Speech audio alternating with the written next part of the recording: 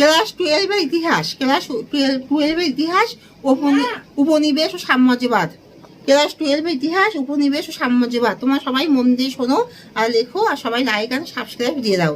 Class 12-এর ইতিহাসে উপনিবেশ ও সাম্রাজ্যবাদ কাকে বলে? যখন কোনো একটি দেশ অন্য দেশের উপরে আধিপত্য বিস্তার করে, রাজনৈতিক, সামাজিক, অর্থনৈতিক সকল দিক থেকে সেই দেশকে শোষণ করে, সেই দেশের উপরে যে সাম্রাজ্য বিস্তার করে এবং তার সেখানে ব্যবসা বাণিজ্যিক আধিপত্য সকল কিছু সেখানে প্রভাব বিস্তার করে, ব্যবসা বাণিজ্যিক আধিপত্য সেখানে বিস্তার করে, রাজনৈতিক, সামাজিক, অর্থনৈতিক দিক থেকে যখন দুর্বল দেশের উপরে যখন তার সকল অধিকার, যখন একটি শক্তিশালী দেশ যখন তার সকল অধিকার কেড়ে নেয় এবং যখন দুর্বল দেশের উপরে যখন শক্তিশালী দেশকে যখন কোনো দুর্বল দেশকে দখল করে সেখানে রাজনৈতিক, সামাজিক, অর্থনৈতিক, প্রশাসনিক সকল দিক থেকে সেখানে মানে শাসন ব্যবস্থা চালায়, তখন তাকে উপনিবেশ বলা হয়।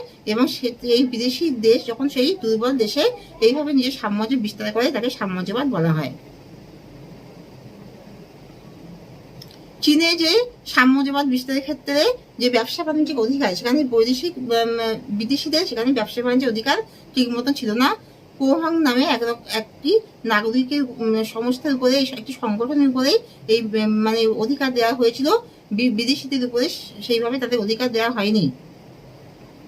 ভারতবর্ষে যখন বিদেশিরা সাম্রাজ্য বিস্তার করে তখন ভারতবর্ষে বিদেশিরা রেলপথ নির্মাণ করে এবং রেলপথ নির্মাণের ক্ষেত্রে মানে ভারতবর্ষে মানে এই সামাজিক দিক থেকে প্রসারতা লাভ করে।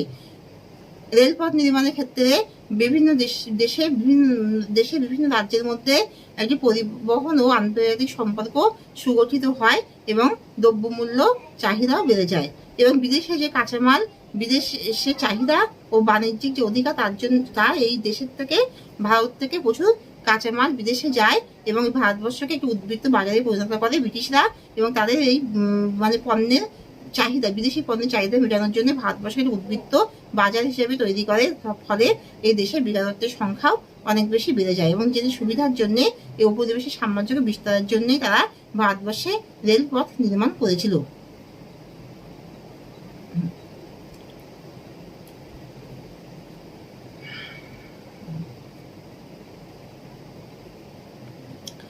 ভারতবর্ষে এই যে সাম্রাজ্য বিস্তার করেছিল ব্রিটিশরা, এই উপনিবেশ স্থাপন করেছিল সমাজ সংস্কারের ক্ষেত্রে আলীনগরের সন্ধি হয় এবং হিন্দুরা এই পাশ্চাত্য শিক্ষা ব্যবস্থা গ্রহণ করলে মুসলিমরা সেইভাবে পাশ্চাত্য শিক্ষা ব্যবস্থাকে গ্রহণ করতে পারেনি।